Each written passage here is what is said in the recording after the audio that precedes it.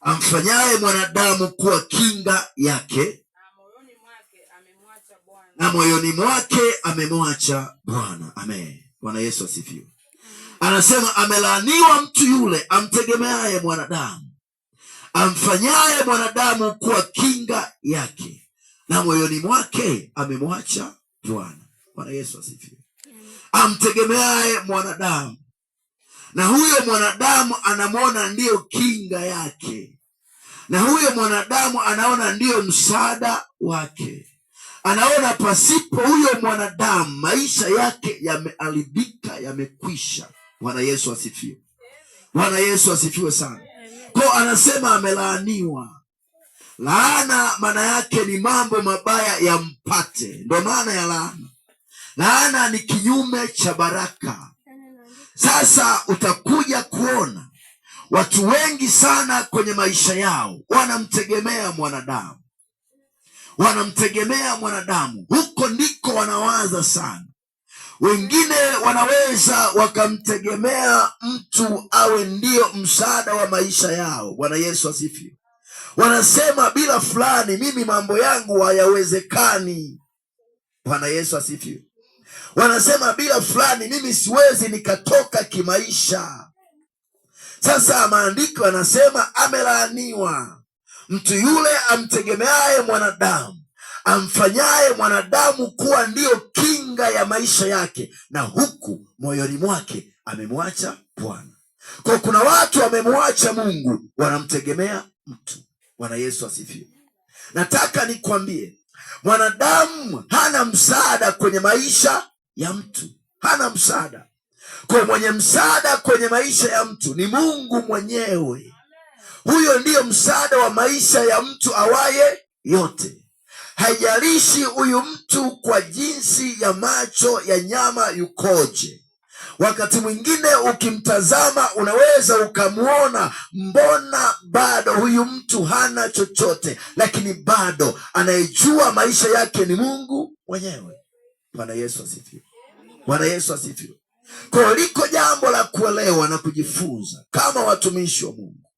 Maisha yetu yote yanatakiwa kumtegemea Mungu. Bwana Yesu asifiwe. Haijalishi vile tulivyo, haijalishi ambavyo watu wanaweza wakatuona na kututafsiri, maana mwanadamu ana tafsiri ya kwake. Bwana Yesu asifiwe. Mwingine akikuona anaweza akakudhalau kwanza, anaanza kukupima kwenye mzani wake, anasema wewe utaniambia nini? Bwana Yesu asifiwe. Anakuona huko viwango vya chini, anakuona uwezo ukamsaidia chochote, anakuona wewe si chochote, si lolote, lakini bado kwa sababu sisi hatumtegemei mwanadamu, kwa tunapaswa kumtazama Mungu peke yake. Bwana Yesu asifiwe sana. Bwana Yesu asifiwe. Kwa jifunze kwenye maisha, simtegemee mwanadamu. Mwanadamu hawezi akamsaidia mtu.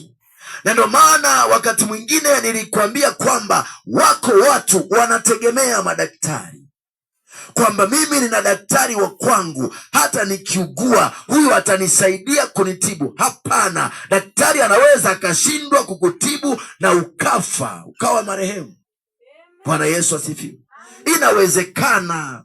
Kuna mwingine anakuambia mimi nina ndugu wengi wenye fedha, hao basi nikipata matatizo watanisaidia. Mwingine anasema mimi nina mwanasheria, utaniambia nini nikipata kesi nikienda mahakamani, yule hakimu ni ndugu yangu. Sikiliza nikwambie, hakimu hajawahi kumsaidia mtu, ila yuko hakimu wa kweli, Mungu aliye hai. Bwana Yesu asifiwe sana. Bwana Yesu asifiwe. Ingekuwa hakimu ni msaada wa maisha ya mtu, basi Paulo na Sila wangefia gerezani, lakini si walitoka. Bwana Yesu asifiwe. Paulo na Sila walifungwa minyororo gerezani. Walipoingia ndani ya gereza, maandiko anasema ya kwamba wakaanza kusifu huku akiwa wamefungwa ndani ya gereza. Bwana Yesu asifiwe.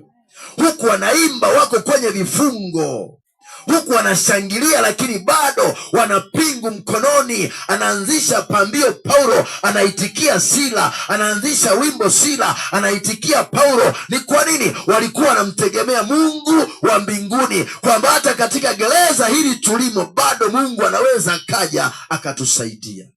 Bwana Yesu asifiwe. Maandiko yanasema ya kwamba misingi ya gereza ikatikisika. Bwana Yesu asifiwe. Misingi ya gereza ikatikisika, vile vifungo vyao vikaachia. Wakashangaa pingu haziko mkononi, wakashangaa wako salama. Maandiko yanasema ya kwamba milango ikafunguka ya gereza, wakatoka kwenye gereza. Ni kwa nini? Kitu ambacho maaskari walikuwa wamewekwa ili wawalinde, lakini bado kwa sababu walikuwa wanamtegemea Mungu, wakatoka salama. Bwana Yesu asifiwe. Kuna mtu mmoja anaitwa Petro. Petro akafungwa gerezani pia. Maandiko anasema ya kwamba kanisa likamwomba Mungu kwa juhudi sana kwa ajili ya Petro. Mshirika mwenzao amefungwa gerezani, kanisa likawa kanisani linakesha maombi, nasema hapana, mpaka mwenzetu afunguliwe kwanza ndipo tutatoka kwenda nyumbani kwetu. Kwa kanisa likakesha usiku kucha, Petro akiwa gerezani. Maandiko anasema ya kwamba alikuwa akilindwa na vikosi 4 vya askari, walikuwa 4 vikosi 4 vya askari 4. Kikosi cha kwanza kiko hapa, kina maaskari 4. Kikosi cha pili kiko hapa, kina maaskari 4. Cha tatu na cha 4, kwa tafsiri rahisi, walikuweko maaskari 16 wanamlinda Petro. Bwana Yesu asifiwe. Asiondoke na kumlinda Petro huko gerezani. Makosa yake ilikuwa ni kwa nini anahubiri injili. Bwana Yesu asifiwe. Ni kwa nini anahubiri injili? Ndio maana amefungwa gerezani. Kwa Paulo analindwa katikati ya vikosi vya askari 4, vikosi 4. Lakini Petro akiwa ndani ya gereza, yeye alijua imekwisha, hapa nimekufa. Bwana Yesu asifiwe. Petro alijua hapa sitoboi. Askari 16. Sikiliza nikwambie, yako mambo yakitokea akili inasema haiwezekani. Bwana Yesu asifiwe sana. Yako mambo yakitokea, hata kama umesoma, Bwana Yesu asifiwe, hata kama una fedha zimejaa, lakini akitokea akinasema kwa hili hapa haiwezekani. Bwana Yesu asifiwe. Lakini yasiyowezekana kwa akili ya kibinadamu, kwa Mungu yanawezekana. Bwana Yesu asifiwe sana. Kwa Mungu yanawezekana. Yaliyoshindikana kwa madaktari, kwa Mungu yanawezekana. Yaliyoshindikana kwa wachawi kwenye vilinge vyao, wanapokaa vikao vyao usiku wanafanya matunguli, hayawezekani, lakini kwa Mungu yanawezekana. Wachawi wanaweza akakaa wakatambika ili mvua inyeshe, lakini inaweza isinyeshe hata kama watatambika, lakini kwa Mungu inaweza ikanyesha. Sikiliza, kuna mtu mmoja alikuwa anaitwa Elia, akamwambia Ahabu alipomua Yezebeli. Maandiko anasema ya kwamba Elia akasema, Ahabu, kwa sababu dhambi imeingia katika Israeli, nataka nikwambie hapatakuwa na mvua miaka 3.5. Bwana Yesu asifiwe. Akasema Elia anasema, kwa neno langu ndipo itanyesha. Kwa waganga waliokuweko Israeli nyakati zile wakaanza kutambika mvua inyeshe. Mvua haikunyesha mwaka wa kwanza, ni ukame. Kwa tafsiri hizi hawakulima chochote. Kwa wakaingia waganga wakaanza kutambika matambiko yao, mvua haikunyesha. Bwana Yesu asifiwe. Mwaka wa pili mvua haikunyesha. Bwana Yesu asifiwe sana. Angalia tu hapa juzi mvua imechelewa kunyesha, maharage ya watu yameharibika, mahindi yameharibika. Sasa miaka 3.5 Elia akatamka, haikunyesha mvua yoyote katika Israeli. Waliokuwa wamefuga kuku wakaanza kufa. Waliokuwa wamefuga ng'ombe akaanza kufa mmoja baada ya mwingine. Waliokuwa wamefuga punda, ngamia, farasi zikaanza kufa vyote. Hakuna majani, hakuna maji. Lakini Mungu anawaambia Elia, wewe nenda mpaka kijito cha Kerithi, huko nitawaagiza kunguru, watakulisha asubuhi, watakulisha mchana, watakuletea mkate huko uliko. Elia akawa amejificha kwenye mapango, anamkimbia Yezebeli na Ahabu waliotenda dhambi katika Israeli, mpaka miaka 3.5 ilipoisha. Elia anakutana na Obadia. Obadia anamuuliza, Elia, bado uko hai? Anasema ndiyo, niko hai. Anasema manabii wote wa Bwana wameshakufa, Yezebeli amewaua, nimebaki mimi peke yangu, lakini wako wengine nimewaficha kwenye mapango. Elia anamwambia Ahabu, anamwambia Obadia, twende kwa Ahabu tukajionyeshe. Kwa anafika kwa Ahabu, anakwenda kwanza mlimani, anamwomba Mungu mvua inyeshe, maana ile miaka 5.5 ilikuwa imekwisha kupita. Anapomba Mungu, anamwambia Ahabu, nenda kaangalie mlimani kama kuna dalili za mvua. Ahabu anaenda Obadia anaenda kuangalia, haoni dalili. Anamwambia rudi tena. Kwa Elia akawa anaenda anapiga magoti, anamwambia Mungu, miaka 3.5 imepita, leta mvua sasa. Baadaye Obadia anamwambia, ninaona wingu dogo sana kama mkono wa mtu, wingu dogo kama mkono wa mtu. Akaambia sasa, wingu hilo dogo, kimbia, nenda kamwambie mfalme Ahabu kwamba sasa mvua inashuka. Bwana Yesu asifiwe. Mvua iliponyesha ya kutosha, ndipo Ahabu akaamini kwamba yuko Mungu wa kweli. Kwa kanisa tunapaswa kumtegemea Mungu kwenye maisha, kumtazama Yesu peke yake. Haijalishi mazingira yakoje, haijalishi hali ya mwili jinsi ilivyo, kitu kimoja tu mwanadamu, mtazame Yesu. Bwana Yesu asifiwe. Mwambie jirani yako, mtazame Yesu. Mwambie mtazame Yesu. Mtazame Yesu. Bwana Yesu asifiwe sana. Bwana Yesu asifiwe. Sikiliza nikwambie, Yesu ndiye anajua mwanzo wetu na mwisho wetu. Yeye anajua kila kitu, sisi hatujui. Bwana Yesu asifiwe. Ukilala usiku haujui kesho utaamkaje, lakini yeye anajua. Bwana Yesu asifiwe. Unaweza ukapanga safari ya kutoka Geita kwenda Mwanza, yeye anajua utafikaje, ila wewe haujui. Bwana Yesu asifiwe. Bwana Yesu asifiwe. Soma kitabu cha Yeremia sura ya 1. Sura ya 1 mstari wa 4. Mstari wa 4 mpaka ule wa 5. Bwana Yesu asifiwe. Yeremia 1 mstari wa 4 na wa 5. Na Mungu anasema, ndio. Neno la Bwana lilimjia kusema. Neno la Bwana lilimjia kusema, kabla sijakuumba katika tumbo nalikujua. Kabla sijakumba katika tumbo nalikujua.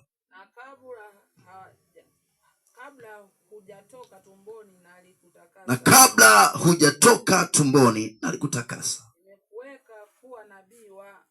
Nimekuweka kuwa nabii wa mataifa. Bwana Yesu asifiwe.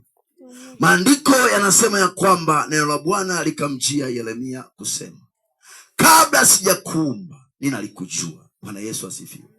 Kabla haujaumbwa, manake haujaonekana kwa jinsi ya macho ya nyama, Mungu anasema nalikujua. Lakini kabla haujatoka tumboni mwa mama yako nalikutakasa, manake ukatoka ukiwa safi tayari. Lakini dunia ndiyo iliyokuharibu. Bwana Yesu asifiwe. Sasa jambo moja la kuelewa na kujifunza, Mungu alitujua tokea mbali. Bwana Yesu asifiwe sana. Mungu alitujua. Mama yako na baba yako walikuwa hawajui ya kwamba atatokea mtoto wa aina hii, walikuwa hawaelewi kabisa. Lakini Mungu alikuwa anaelewa ya kwamba yuko mtu wa aina hii, ataitwa jina la aina hii, atapita katika 1, 2, 3. Akipita hapa anaweza akasimama namna hii na mwisho wake utakuwa namna hii. Kwa Mungu anajua mtu wake tokea mbali. Kwa mtu mwingine anaweza asielewe, akafikiri ya kwamba pengine jinsi alivyo ni kwa sababu tu watu wengine wamesaidia awe hivyo. Mungu alikuwa anajua ya kwamba miaka fulani ikifika utakutana na mtu fulani atakuvusha viwango hivi, utakutana na mtu fulani nitatuma 1, 2, 3 kwako. Mungu huwa anaelewa kila kitu. Kwa kama Mungu alikuwa anajua, kwa wakati huo Mungu anamwambia Yeremia yeye alikuwa haelewi, alizana amezaliwa tu yuko kawaida, ni kijana mdogo, lakini Mungu anasema Yeremia, sikiliza, mimi nalikujua. Bwana Yesu asifiwe. Na kama nalikujua, viko vitu kwako nilikuwa nimeweka kabla haujazaliwa. Manake Yeremia kabla hajawa tumboni mama yake alikuweko kwenye tumbo la Mungu mbinguni. Bwana Yesu asifiwe. Bwana Yesu asifiwe. Kwa Yeremia alikuweko, lakini yeye hajui. Bwana Yesu asifiwe. Maandiko yanasema ya kwamba kabla ya misingi ya dunia kuwekwa, viko vitu Mungu alivifanya. Kwa mfano leo tuna ibada mahali hapa. Bwana Yesu asifiwe. Wakati mwingine unaweza ukaona tu ni sawa tu, lakini Mungu alikuwa anajua kwamba kuna wakati utafika mahali hapa kutakuwa na jengo la kuabudia. Bwana Yesu asifiwe. Mungu alikuwa anajua, kwa wala sio akili ya mtu, wala sio kitu cha aina gani. Mungu alikuwa anaelewa kwamba wakati utafika watu kadhaa watakusanyika mahali fulani ili wafanye ibada. Watafanya katika mazingira haya na haya, wataanza ibada namna hii, alafu baada ya muda fulani nitawapeleka viwango fulani, na muda fulani nitawapandisha namna hii. Kwa Mungu huwa kila kitu anaelewa, kwa hakuna kitu kinafanyika eti kwa sababu watu wamepanga. Hapana. Na ndio maana katika jumla ya maisha yako, hakikisha maisha yako yote umemshirikisha Mungu, unaongozwa pamoja na yeye ndiye anatangulia njia zako. Kwa popote unapopita huko na Mungu, yeye ndiye atakaye kutegemeza. Bwana Yesu asifiwe sana.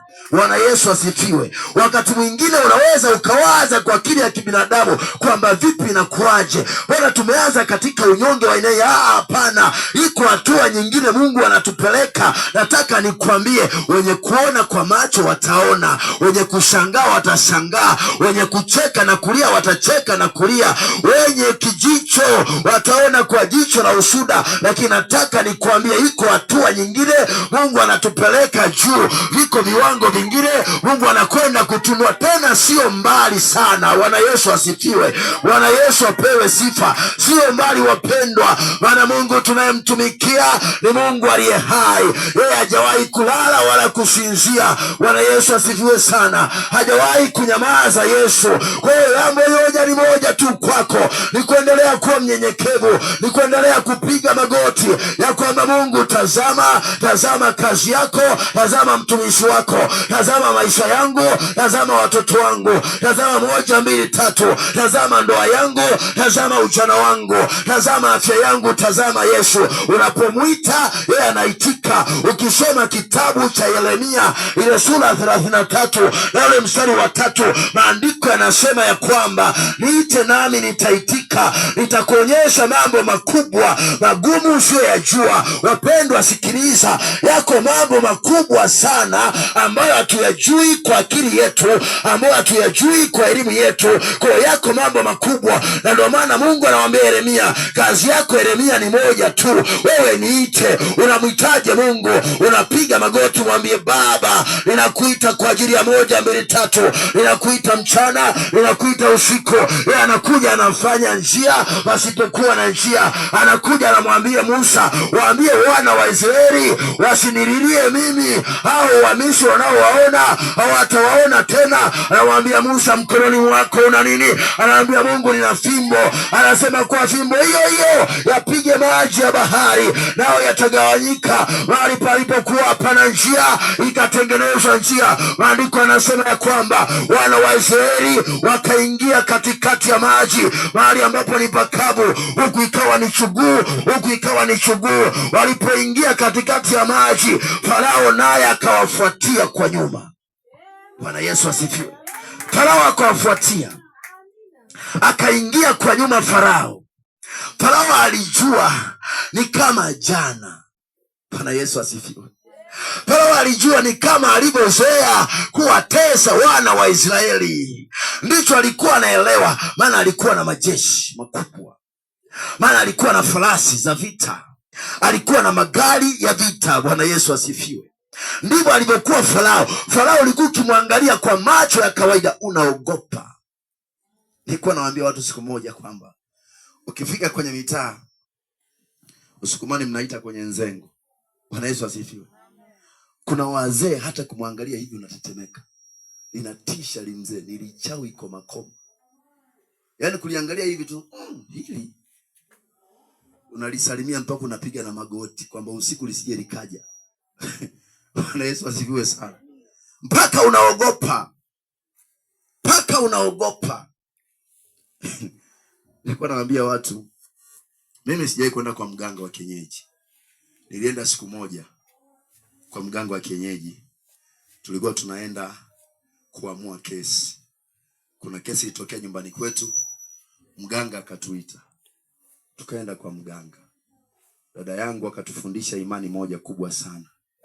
Kumbe waganga mnamo watu. Bwana Yesu asifiwe. Ni matapeli tu. Bwana Yesu, wanacheza na akili yako. Yaani jinsi ulivyokuja hivyo hivyo ndo anatembea na wewe.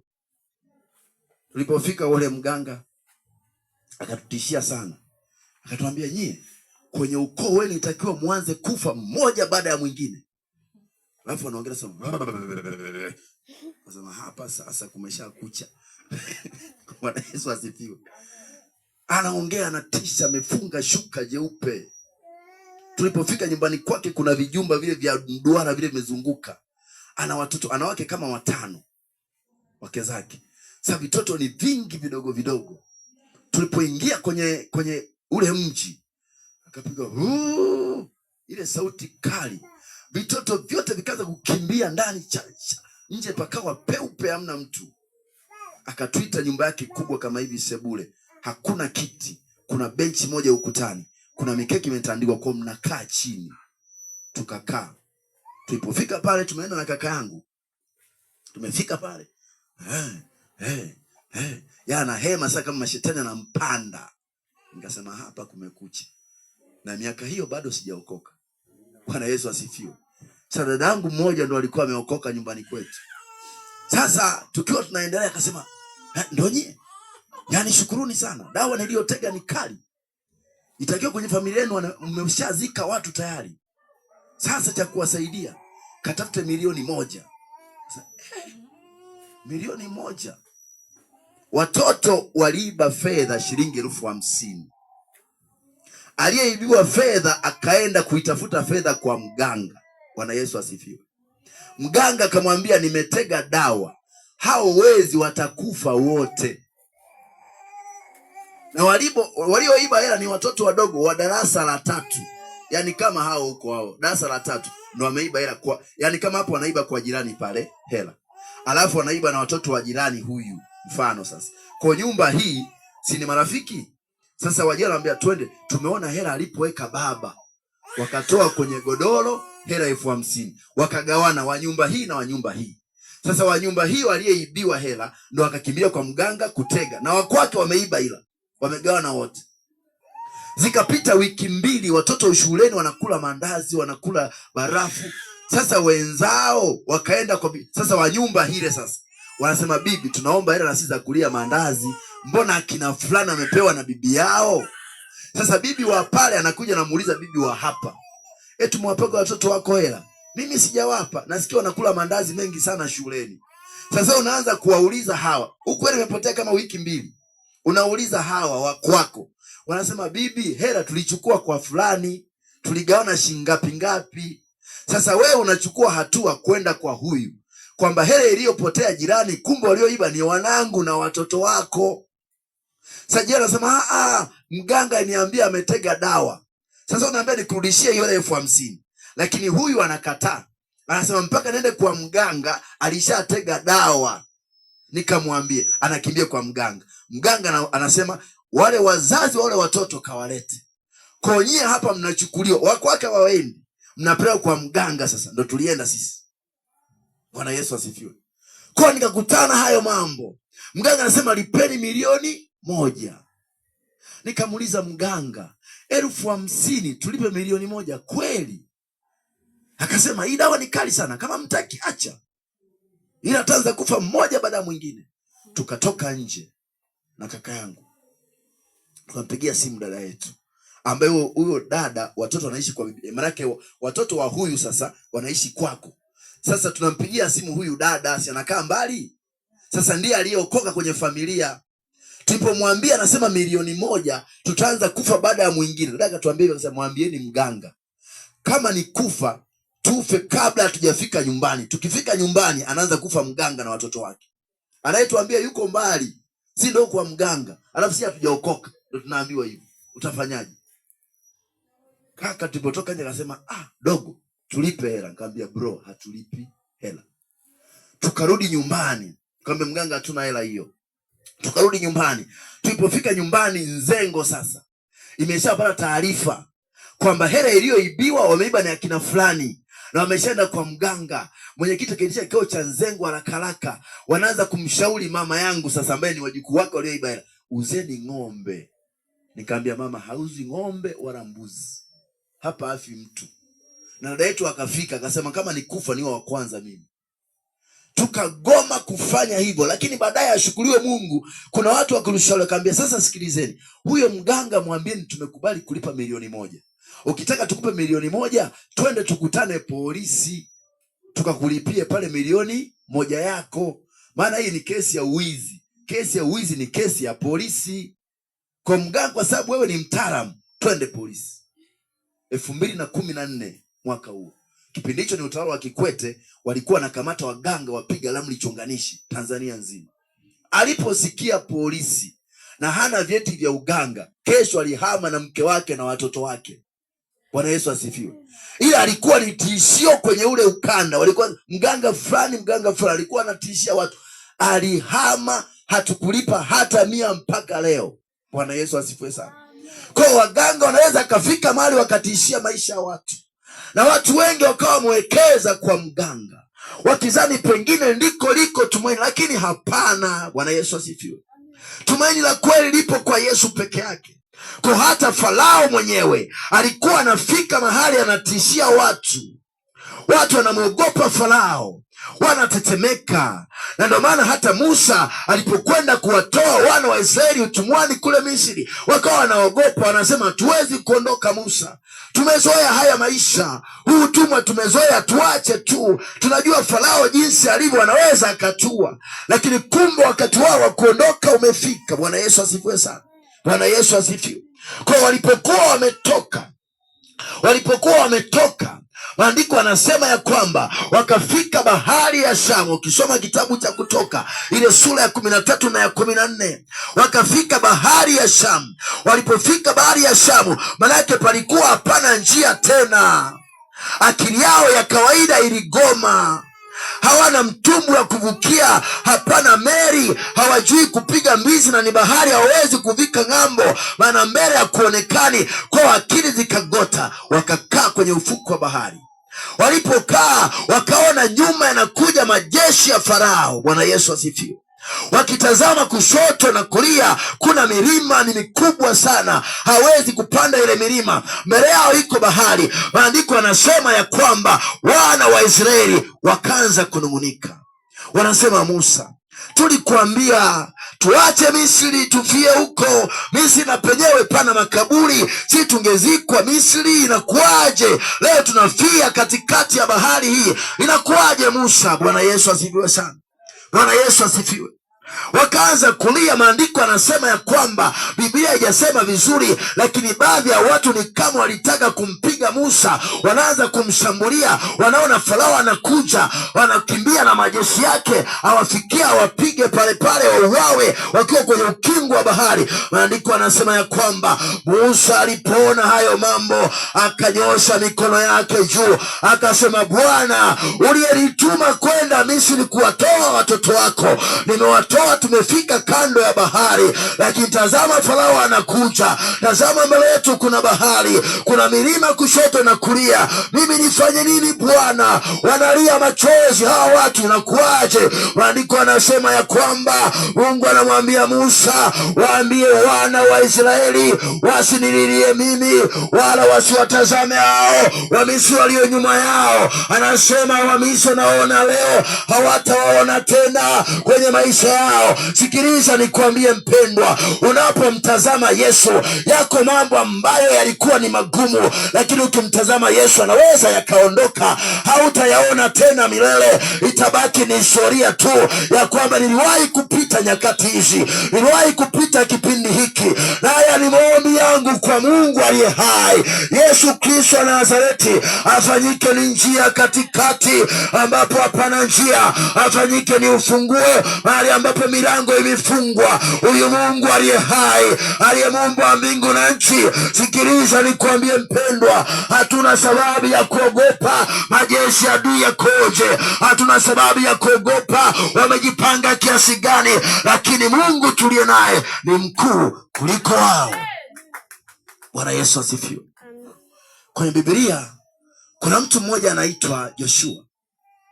Bwana Yesu asifiwe. Kuna mtu mmoja anaitwa Elisha. Elisha alikuwa na mtumishi wake anaitwa Gehazi. Alikuwa na mtumishi wake anaitwa Gehazi. Sasa hawa watu wakawa wamepiga majeshi ya Shamu. Kuna mfalme alikuwa anaitwa mfalme wa Shamu. Walipopiga majeshi ya Shamu, Elisha akakimbilia kwenye mlima akiwa na Gehazi. Akiwa mlimani Elisha, Gehazi akaona kumbe mfalme wa Shamu amesikia ya kwamba Elisha na Gehazi wako kule mlimani, lakini wao walikuwa kwenye maombi. Bwana Yesu asifiwe. Wakiwa mlimani, kile kilima kikazungukwa na yale magari ya vita ya mfalme wa Shamu ili wamkamate Elisha na Gehazi wakawaue. Kwa Gehazi alipotoka nje ya hema, akashangaa nyumba yao imezungukwa na maadui. Bwana Yesu asifiwe. Alipoona hivyo, akarudi ndani, anamwambia Elisha, tumezingirwa. Bwana Yesu asifiwe. Anasema tumezingirwa.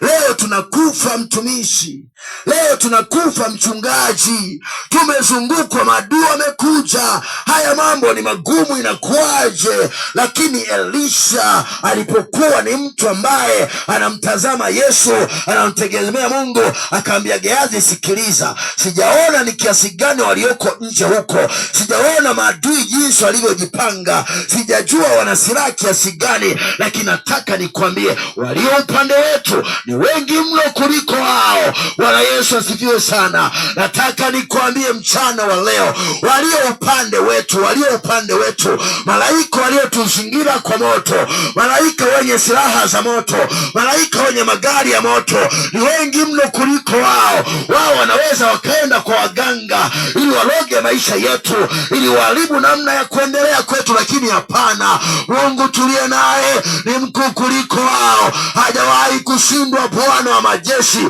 Na hata mchana wa leo tunapotangaza habari zake mahali hapa, mbingu zimefunguka. Bwana Yesu asifiwe sana. Maandiko anasema ya kwamba Elisha akamwambia Mungu, naomba umfungue macho Gehazi aone. Bwana Yesu asifiwe. Bwana Yesu asifiwe. Naomba umfungue macho Gehazi aone. Maana Gehazi alikuwa hajaona jinsi gani Mungu anavyowapigania. Mungu akamfungua macho Gehazi akaona. Mwanzoni Gehazi aliwaona maadui wana farasi, aliwaona maadui wana magari ya vita na farasi wa vita na majeshi, lakini Mungu alipomfungua macho Gehazi, maandiko yanasema ya kwamba Gehazi akaona wao wana farasi za moto, wao wana magari ya moto. Bwana Yesu asifiwe. Wale maadui wana magari ni kweli, lakini sisi yako magari ya moto. Bwana Yesu asifiwe. Wao wana farasi ni kweli, lakini sisi ziko farasi za moto. Bwana Yesu asifiwe. Kwa wakati mwingine hatukatai, ni kweli, wachawi na waganga wanaweza wakawa na namna yao ya mashambulizi na majeshi yao, lakini nataka nikwambie, walio upande wetu wana nguvu kuliko walio upande wao. Kwa hakuna namna yoyote ambayo wanaweza wakatushinda. Na nataka nikwambie leo mchana huu, ndivyo ilivyo katika Bwana. Yeyote anayemtegemea Yesu, hakuna vita itainuka inaweza ikamshinda hiyo vita. Hakuna maadui wanaweza wakaja wanaweza kumshinda hayo maadui. Ni kwa nini? Maana walio upande wetu ni wengi kuliko walio upande wao. Watu wa Mungu, sikiliza, kuliko jambo moja tu tunalopaswa kulifanya ni kumtazama Yesu maisha yote. Acha kutazama wanadamu, hata kutazama watu wa ukoo wenu, hata kutazama matajiri, hata kutazama waliosoma au hawana msaada kwako. Wenye msaada wa maisha yako ni Mungu.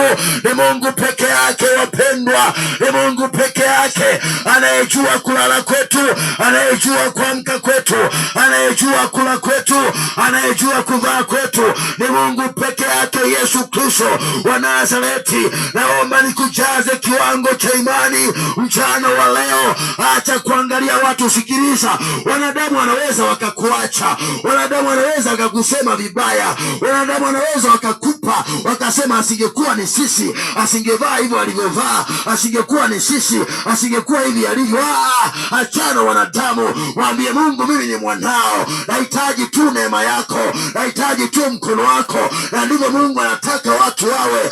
Acha kuwekeza kwa watu. Watu unaweza ukawatendea mema, lakini siku ya kesho wakakulipa mabaya, wakasema hapana, amenifanyia jambo baya, lakini wasijue wema uliotenda. Unaweza ukawasaidia leo, lakini kesho wakakuona wewe si chochote wala si lolote. Na ndio maana nakuhitaji mchana wa leo, wekeza kwa Yesu peke yake. Tazame Yesu maisha yako yote, wewe na watoto wako, wewe na maisha yako. Mwambie Bwana, Bwana, Bwana, uliye Mungu wa mbingu na nchi, unayejua njia zetu, uliyetujua kabla hatujawa mimba tumboni, uliyetutakasa kabla hatujatoka. Mbele zako tunakuja, tunaomba ufanye njia hapa palipofungwa, ufungue mlango huu ambao umefungwa. Kama yako magonjwa Bwana, uyaondoe Yesu Kristo. Kama uko masikini, umesema fedha na dhahabu ni mali yako, Baba tunaomba utupe tu katika jina la Yesu Kristo. Bwana Yesu asifiwe sana. Haleluya, haleluya. Shangilia Yesu kwa makofi ya shangwe na vigeregere. Shangilia Yesu kwa makofi ya shangwe na vigeregere. Bwana Yesu asifiwe. Jifunze kumtazama Yesu. Bwana Yesu asifiwe. Jifunze kumtazama Yesu. Unapomtazama Yesu ndipo anaingilia kati maisha yako. Usiangalie watu. Watu watabaki kuwa watu. Bwana Yesu asifiwe. Lakini Mungu atabaki kuwa Mungu. Bwana Yesu apewe sifa sana. Kwa mtazame Mungu tu. Tazame Yesu. Kwa usiache kumtazama Yesu. Haijalishi dhoruba itakuwa ni kubwa kiasi gani, haijalishi changamoto zitakuwa ziko namna gani, lakini bado mtazame Yesu. Najifunza jambo moja kwa mwanamke mmoja, alikuwa ni mwanamke wa Sarepta. Bwana Yesu asifiwe. Kipindi Elia ametangaza kwamba hapatakuwa na mvua miaka 3.5, huyu mwanamke alikuwa na mtoto mmoja.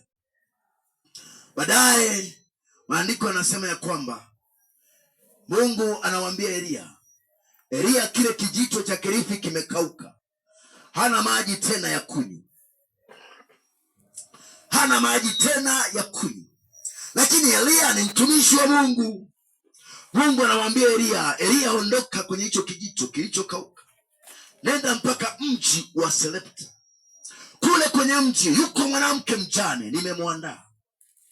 Huyo atakulisha wewe. Bwana Yesu asifiwe. Huyo atakulisha wewe mpaka mvua itakaponyesha. Elia akaondoka. Anaenda wapi wala hajui, lakini akafika kwenye mji. Alipofika kwenye ule mji, akamkuta kweli yuko mwanamke mjane, ana maisha magumu, hana chochote. Maandiko yanasema ya kwamba Elia akamwambia yule mwanamke ya kwamba nina njaa, nahitaji kula. Mwanamke anamwambia Elia, najua wewe ni nabii, wewe ni mtumishi wa Mungu, naelewa kabisa, lakini ndani sina chochote. Bwana Yesu asifiwe. Ndani sina chochote, nilicho nacho nina unga kidogo, konzi moja ya unga, na mafuta kidogo kwenye chupa. Bwana Yesu asifiwe sana. Konzi ya unga manake kwenye mkono unga unajaa hivi, na mafuta ya kupikia kidogo kwenye chupa. Lakini nataka nipike, hiki ndicho chakula cha mwisho, maana ukame ni mkubwa sana. Kwa nipike hiki chakula nile mimi na mwanangu, tukisha kula hatuna chakula kingine, twende tukafe. Bwana Yesu asifiwe. Elia kabla ya kufanya hivyo, kwanza akamwambia mwanamke, nipe maji kidogo ninywe.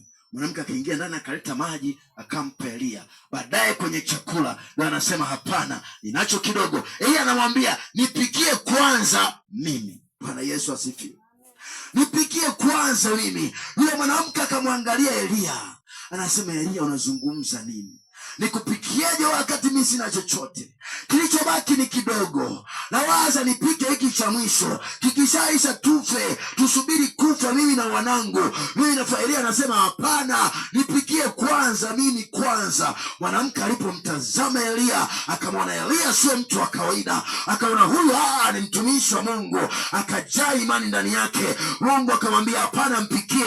Maandiko anasema ya kwamba huyo mwanamke wa Sarepta mjane akaingia jikoni, huku machozi anatoka, anasema Bwana, nitapika ni cha mwisho, inakuwaje kesho huyu mtu akiondoka? Maandiko anasema ya kwamba alipoenda kuchota unga, akaenda akasonga ugali, alipochukua mafuta akaenda kupika, aliporudi kwenye pipa akakuta unga uko vile vile, aliporudi kwenye chupa mafuta akaona yako vile vile. Elia akalala hapo, hakuondoka. Unaweza anajiuliza anaondoka lini mtumishi wa Mungu? Elia hakuondoka kamwe. Akaenda tena kesho, mwanamke akachota unga, akachukua mafuta, aliporudi kwenye pipa akakuta unga uka vile vile, wala haujaisha. Akaja kwenye mafuta ako vile vile. Elia akakaa hapo siku ya pili, akaondoka tena mwanamke akachota tena unga, wala haukupunguka. Maandiko anasema ya kwamba lile pipa la unga halikupungua, wala chupa ya mafuta haikupungua. Bwana Yesu asifiwe sana. Ilete maana ya kwamba kama unamtegemea Mungu kwenye maisha yako, hapatakuwa na roho ya chuma ulete, hapatakuwa na roho ya chuma ulete. Sikiliza nikwambie, vinaweza vikawa